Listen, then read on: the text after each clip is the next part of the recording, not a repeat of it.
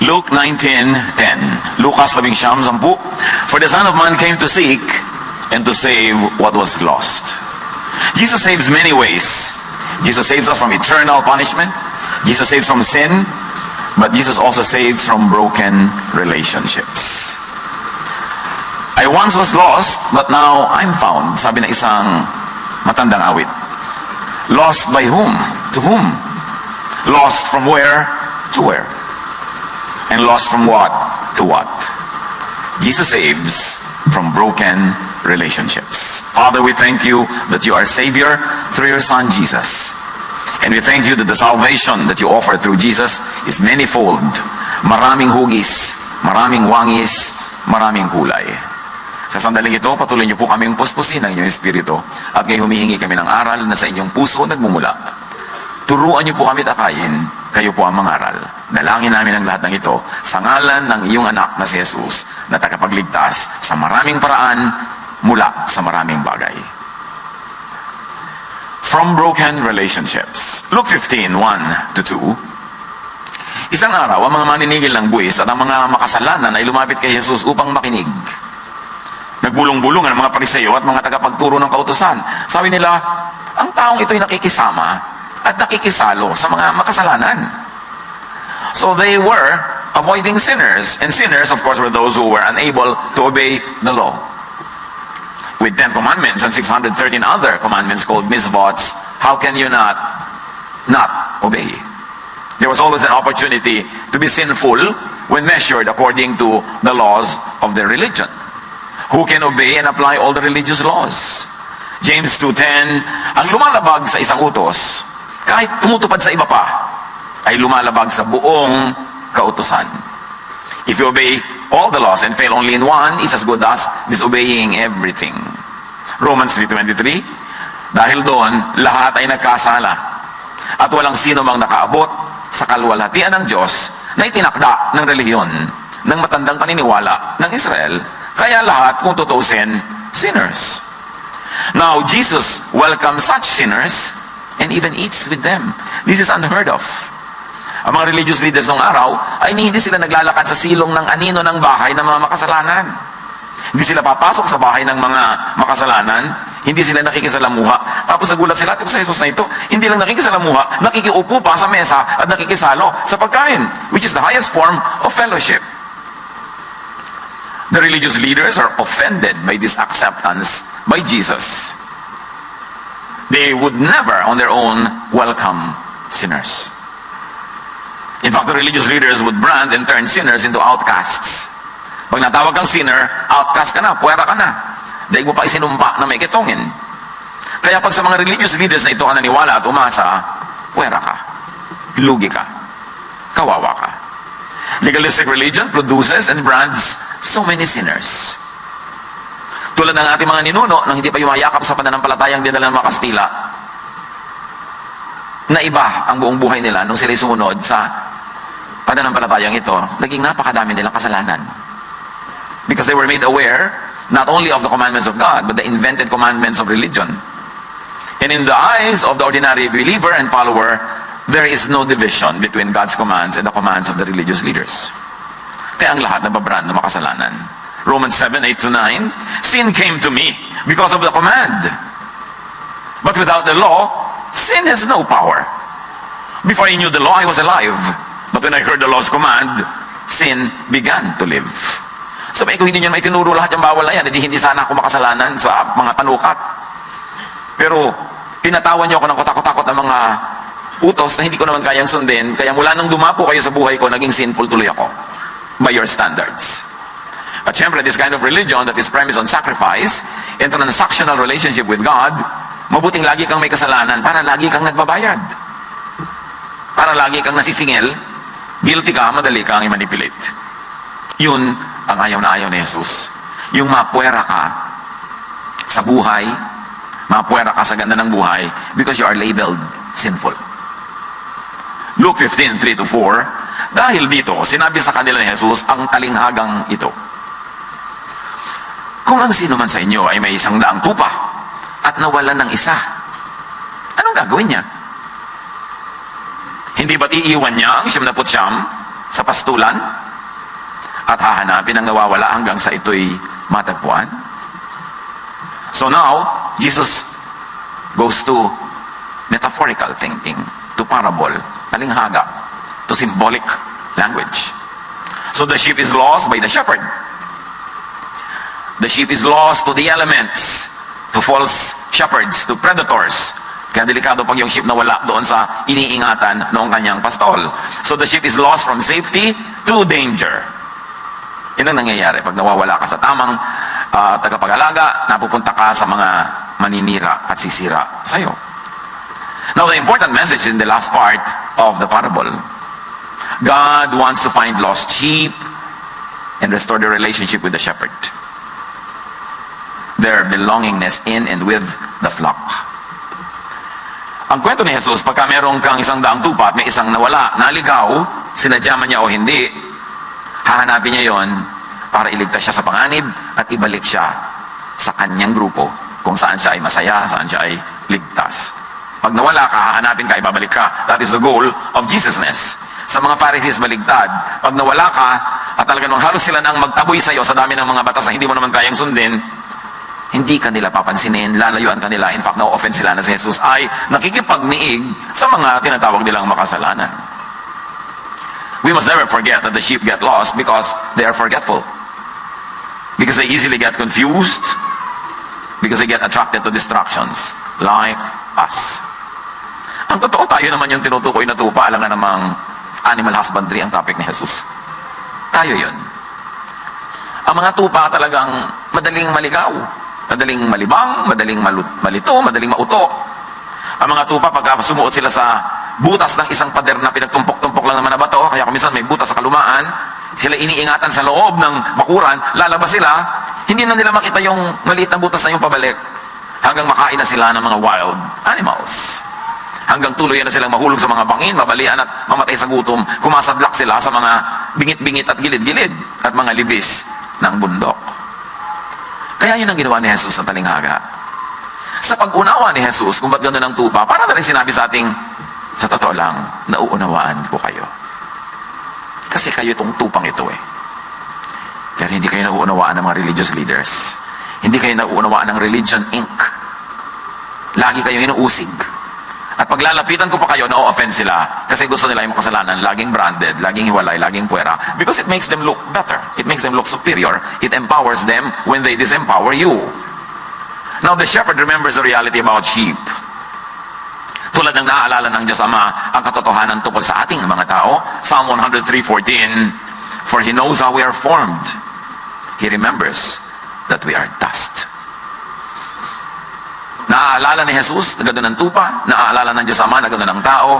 Isang bagay na dapat nating maalala tungkol sa ating kapwa at tungkol sa ating sarili. Na huwag natin laging hambalusin ang sarili natin, pasakitan, pahirapan, sobrang usigin, because even God remembers that we are dust. At madalas, mas mahigpit tayo sa ating kapwa, maging sa ating sarili, kaysa sa mahigpit ang Diyos. Kaya marami tayong mga needless burdens, needless cares, needless worries, needless guilt. Kaya ang ginagawa, pag nawawala, hinahanap para pauwiin, para ibalik. Sino ang mga nawawala sa inyong buhay? Nagkamali, nagkasala, sinadya, hindi sinadya. Willfully o dahil lang mababa ang IQ, nagkamali tuloy. Anong ginagawa natin sa kanila? Ipupuwera na forever? Paparusahan na forever? O hahanapin para iuwi at ibalik? Yun si Jesus. Dapat ang mga nagsasabing sila'y Kristiyano, sila'y mga tagasunod ni Jesus, ay yun din ang laman ng isip. Jesus is a savior from broken relationships.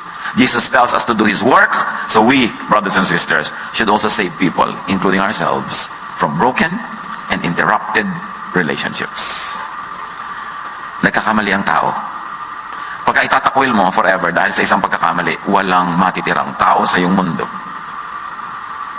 At kung lagi mo ring uusigin ang sarili mo, mabubuhay ka sa guilt, sa hirap ng loob, sa sikip ng dibdib, sa pagdadalawang loob, parusa sa sarili ang hinahanap mo, samantalang hindi yun ang gusto ng Diyos para sa iyo. Kung hinahanap natin ang nawawalang kapwa, hanapin din natin ang nawawalang sarili. At ibalik. Yun ang restoration ng Diyos. Luke 15:5-6. Sa patuloy ng kwento sa nawawalang tupa.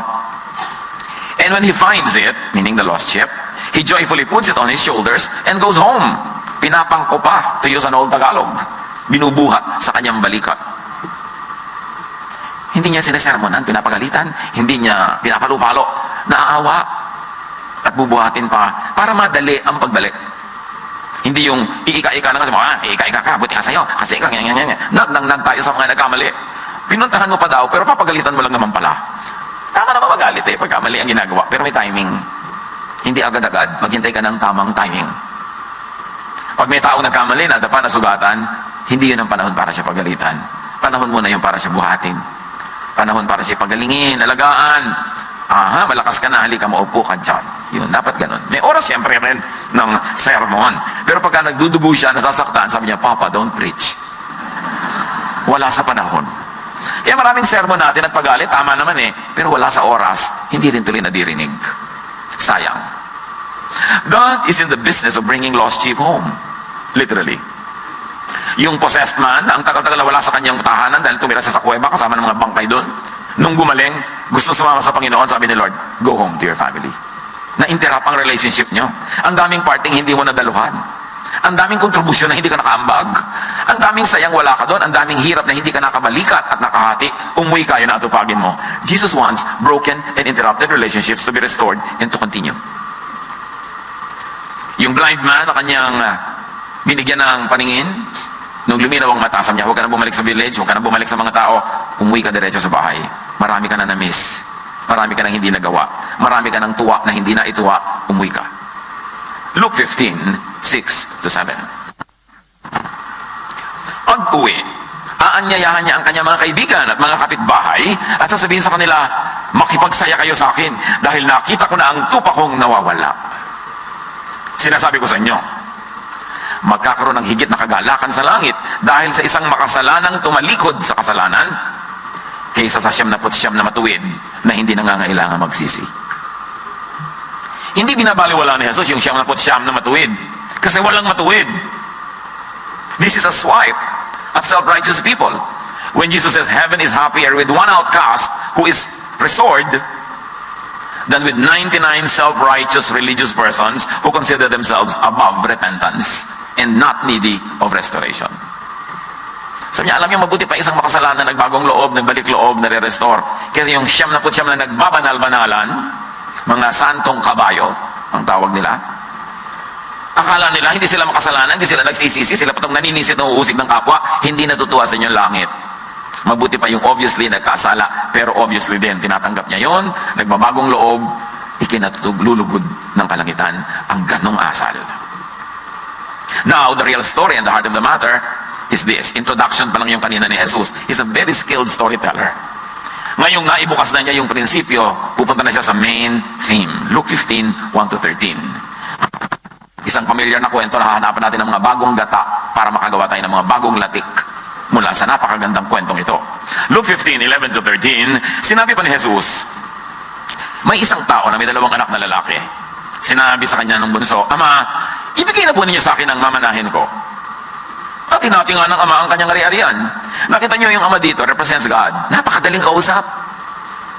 Hindi siya katulad ng Diyos ay pinapanakot sa atin ng relihiyon. Diyos na laging mahigpit, mabagsik. Pag nagalit ka, tutudlain ka na makidlat. Bubuka ang lupa, kakainik ang buhay. But Jesus introduces to us, reintroduces to humanity, the real image of the Father.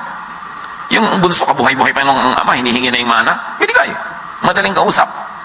Pagkalipas ng ilang araw, ipinagbili ng bunso ang kanyang bahagi at nagpunta sa malayong lupain. Nilostayin niya ron sa mga bisyo ang lahat niyang kayamanan, which you might call bisyo equals sins. This is what we call the prodigal son, equivalent to the lost sheep in the story. Luke 15:14-16, nang maubos na ito, nagkaroon ng matinding tagutom sa lupain ngayon, kaya siya'y nagsimulang maghirap. Look, hindi pinaghirap ng mundo yung buong bayan na yun dahil nandun yung alibughang anak. Talagang nangyari lang yun. Ito was a calamity that befell so many people. Hindi ito personal na parusa sa na isang nagkasala, tapos nadamay na yung lahat. Hindi katulad ng mito na pinaiiral ng napakaraming tao na pag nagkasala ka, ang daming madadamay. Sabi, sister, makasalanan ka, ayan, nabiyak tuloy ang building natin. Di ba? Yun. Anak, makasalanan ka, ayan, nabagsak ang negosyo natin. Ano tingin nyo sa Diyos? Dahil sa kasalanan na isa, paparusahan niya lahat. Samantalang, sa panahon nga ni Abraham, sabi, sige, kung may 5, may 10 mabuti dyan sa buong lungsod, hindi na matutuloy ang hatol. Hindi natin kilala ang Diyos. Kailangan makilala natin ang Diyos mula sa pagpapakilala ni Jesus, hindi sa pagpapakilala ng mga Pharisees. Kaya nga ipinadala si Jesus para itama lahat yan. So, nagkaroon ng calamity, nagkataon lang. Namasukan siya sa isang taga-roon at siya pinagtrabaho nito sa isang babuyan sa tindi ng kanyang gutom at dahil sa wala namang nabibigay sa kanyang pagkain, halos kainin na niya ang mga pinagbalatan ng mga bungang kahoy na pinapakain sa mga baboy. Namasukan para, wala namang palang sweldo. Tapos nag-aalaga siya ng mga baboy. Ang pagkain ng mga baboy noon, mga bungang kahoy. Hindi yung mga katulad ngayon, mga plastic, mga Kleenex, palito ng posporo, hindi ganun. Pero sa sobrang hirap ng buhay, yung baboy ang pinapakain, kanya na lang yung balat. Gumagawa lang siya ng paraan.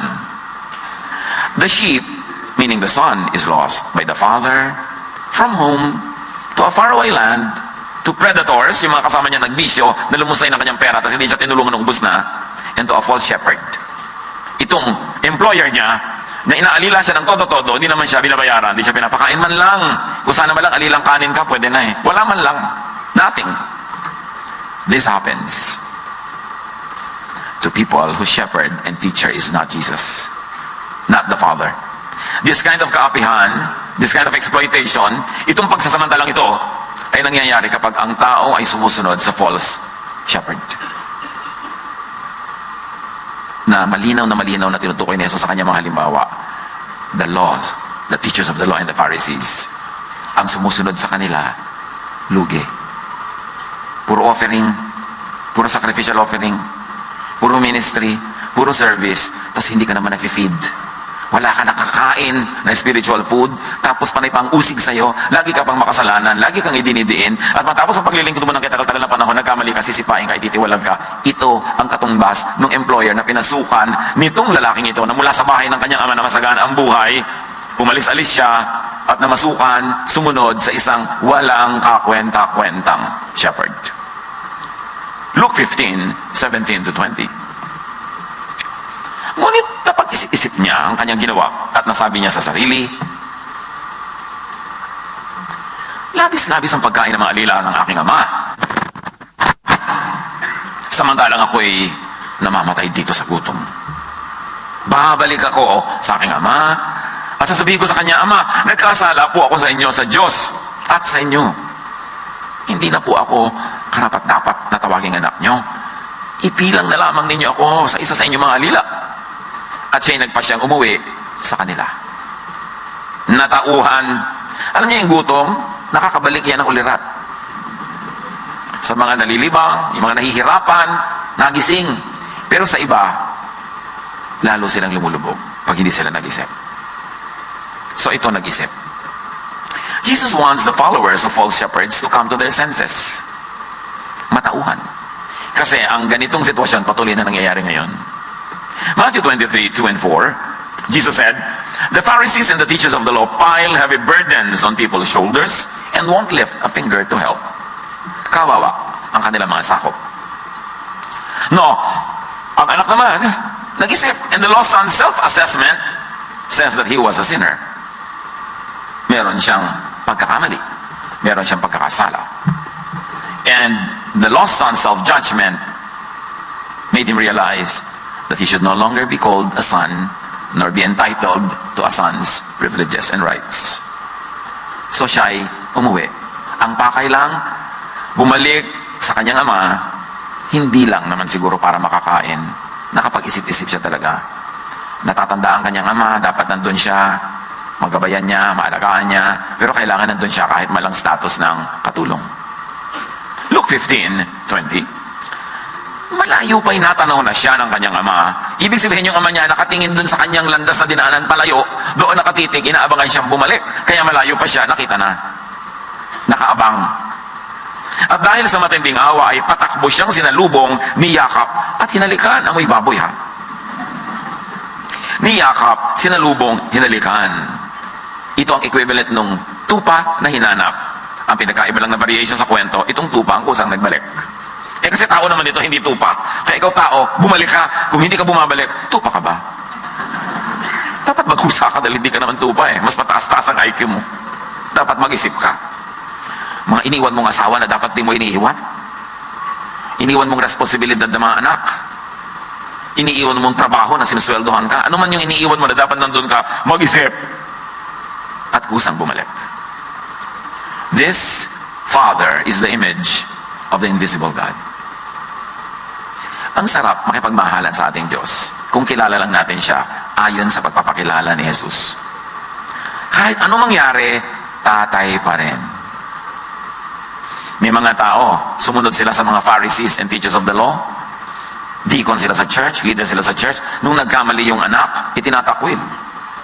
Hindi pwede. Lumayas ka sa bahay natin. Deaconess ako. Anong sasabihin ng church? Ang itanong mo, ano sasabihin sa'yo ni Jesus? Siya ka, hinanap yung tupa, itong tatay na ito, kung ano-ano na ginawa ng anak, niya ka pa, hinalikan. Ikaw, nanay ka, tatay ka, itatakwil mong anak mo dahil nire-reject siya ng religion. Mag-isip-isip kung ano ang effect sa atin ng ating religious beliefs and religious practices. Pag ang effect ay hindi ka bumabait, lumulupit ka pa, hindi ka nagbabalik, lalo kang lumalayo, hindi bumubuti ang ugali mo, sumasama pa, hindi ka dapat nandyan. Mag-isip.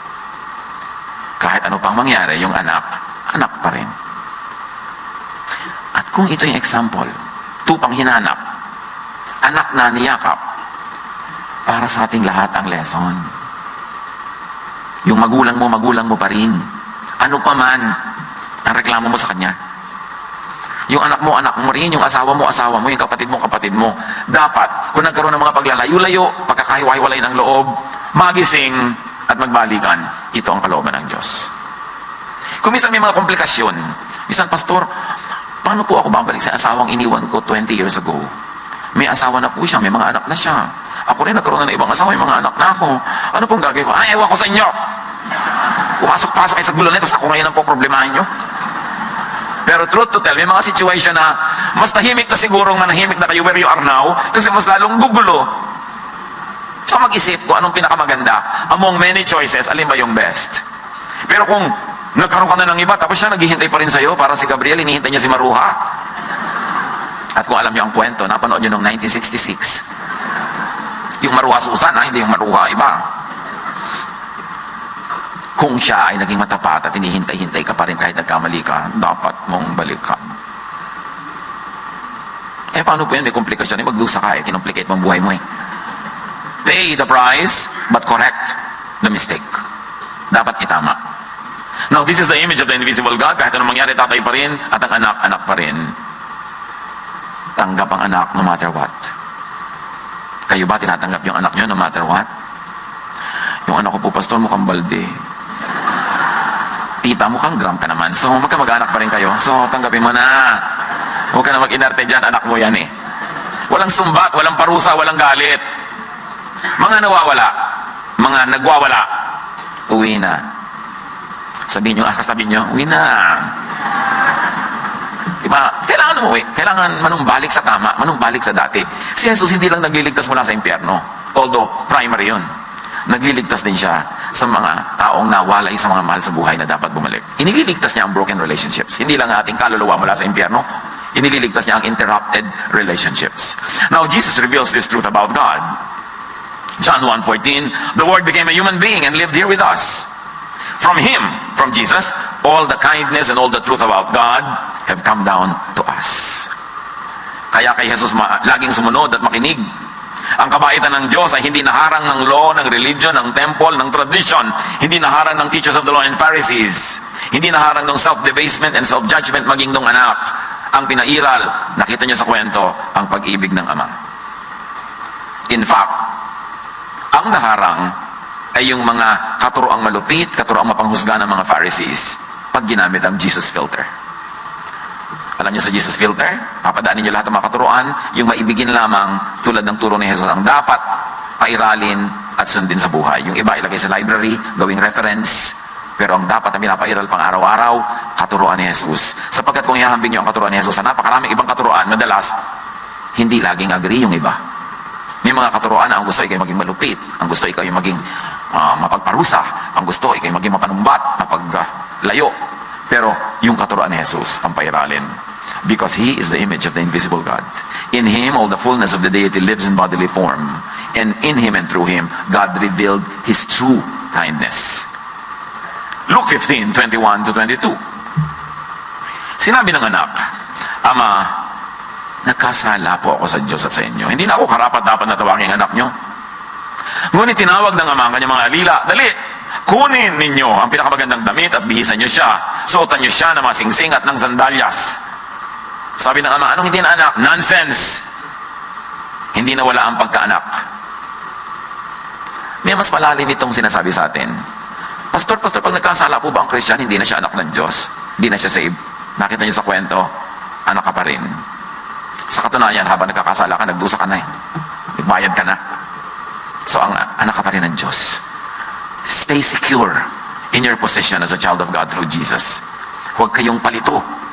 Dahil lagi tayong nililito, para lagi tayong matakot, at lagi magduda, mangamba, kung tayo nga ba ay ligtas. Ang inatupag ng Ama, restoration. Not of the status of the Son, but of the mind and the mindset of the Son. Nirestore niya yung anak ka. Kahit ano nangyari, anak ka, so stay that way. At magpaka-anak ka, mula ngayon, tumigil ka na maging pasaway. Kasi anak ka eh. Ayusin mo ang buhay mo para magbigay ka ng kasiyahan sa iyong ama o ina, magulang. Luke 15:23, patuloy pa ng ama, katayin ninyo ang tinatabang guya.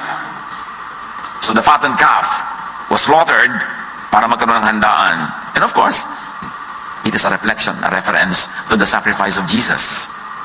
Nung pinatawad niyong anak at tinanggap, merong isang tupa, merong isang guya, merong isang calf na nasacrifice. At tayo, sa pagpapatawad ng Ama, dahil sa sacrifice ni Jesus.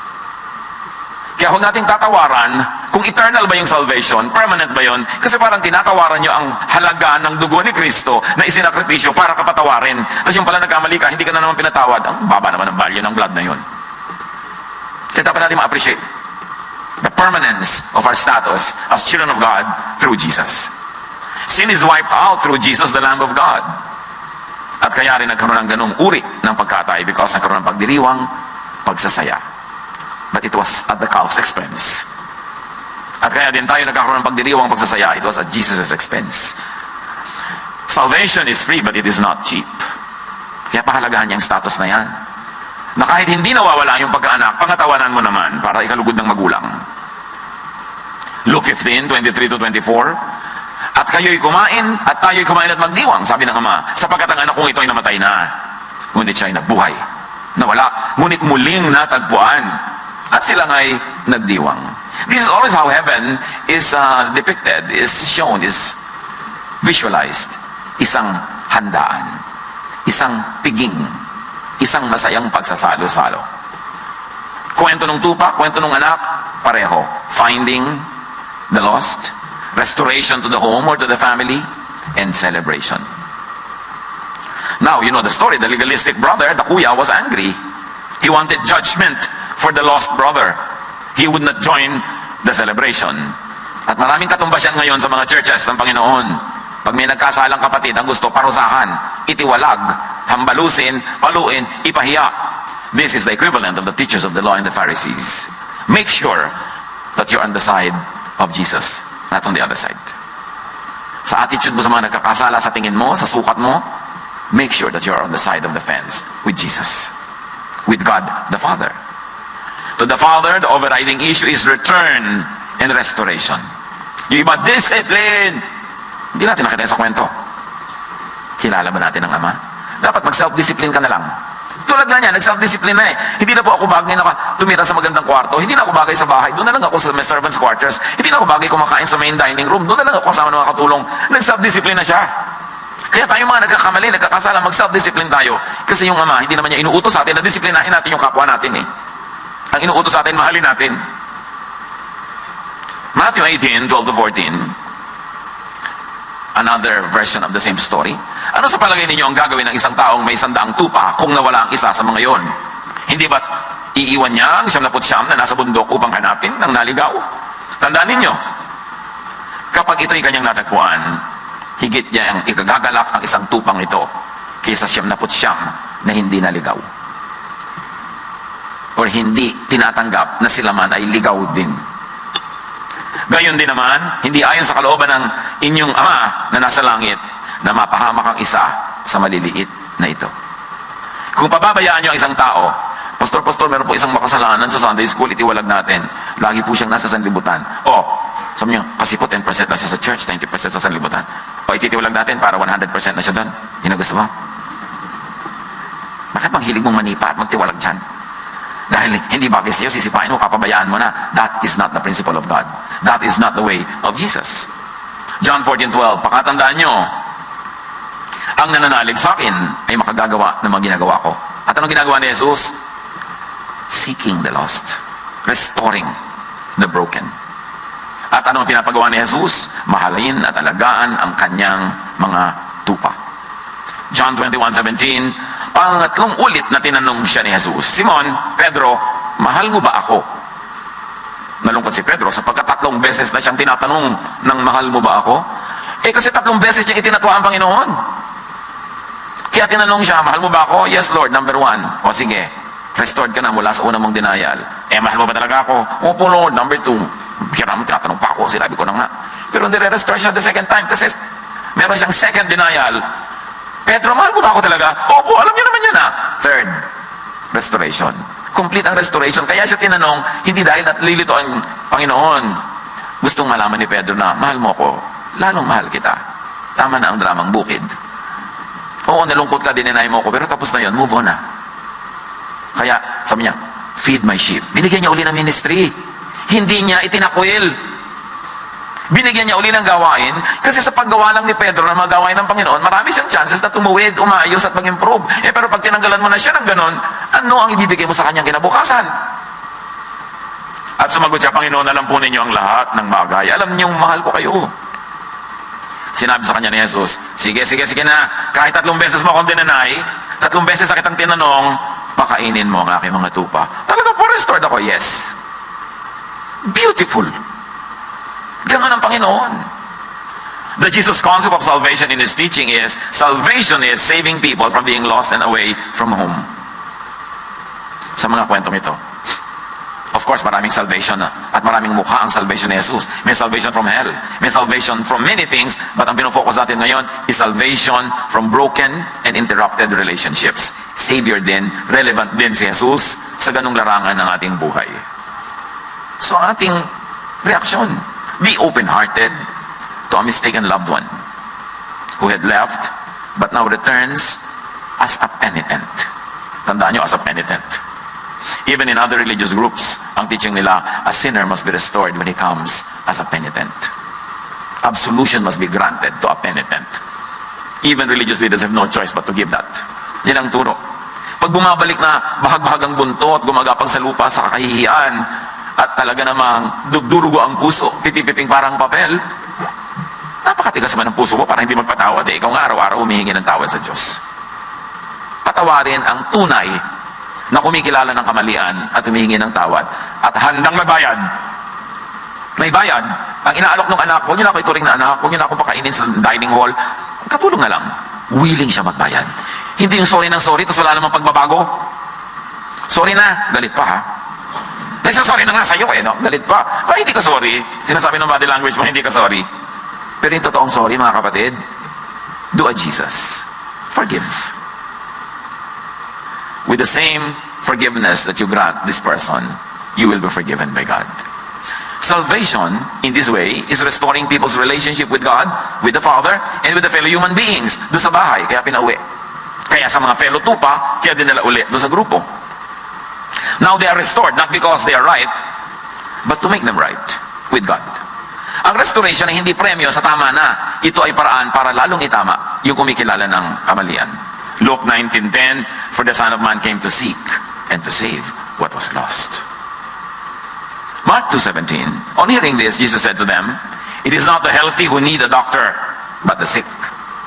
I have not come to call the righteous, but sinners. So Jesus' salvation is offered to sinners, not the righteous. It is offered to the non-religious, not the religious. Now, pay attention, church. This Jesus doctrine of unconditional acceptance of sinners is unheard of, has no parallel, is unequaled in rabbinic Judaism. Hindi kailanman nadinig ng mga Hudyo ang ganitong katuruan sa tanang buhay nila.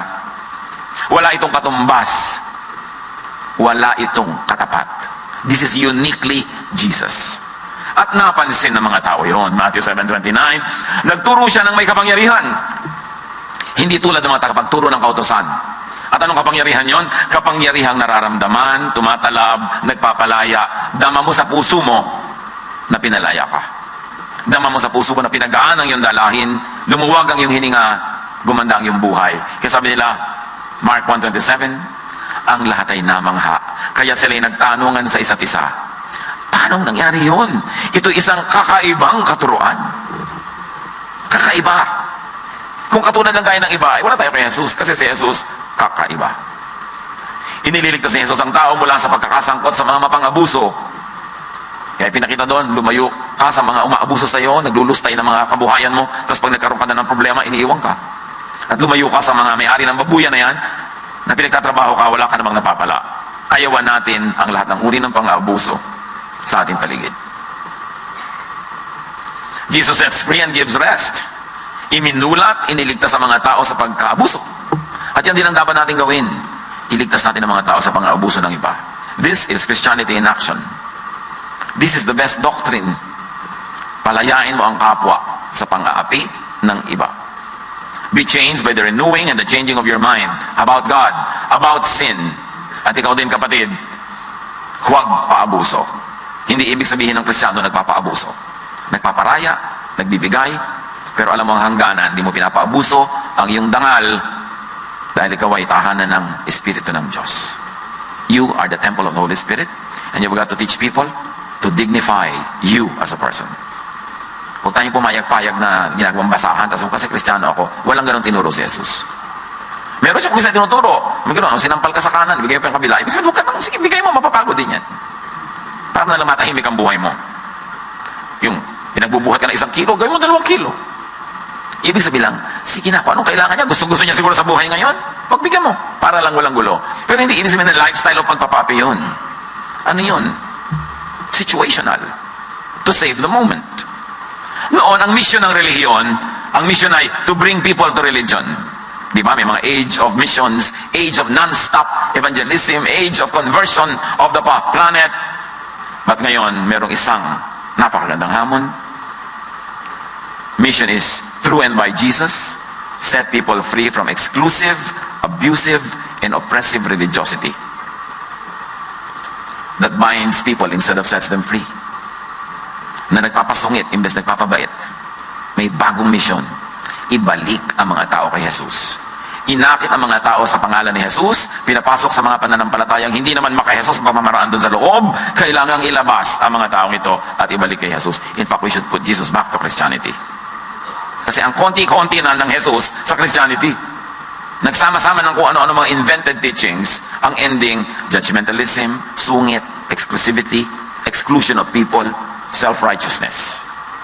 Jesus finds and saves people from broken and interrupted relationships. Importanteng dibdibin natin ang mission na ito. Hindi lang niya, kundi lahat ng mga sumusunod sa Kanya. Ayaw ng Diyos na may puwera. Kaya nakita niyo yung son, he was in a town where he did not belong. Through the guidance of the Spirit, he had the enlightenment to return to where he belonged. Huwag din tayo magpuwera. Baka sa sarili niyong pamilya may mga puwera. Sarili pang anak kumisan. Puwera. Dahil sobra kayo may favoritism. Dapat kung ginawa ng Diyos na isa kayong unit, pamilya kayo, isa kayong kumpanya, isa kayong society, walang puwera.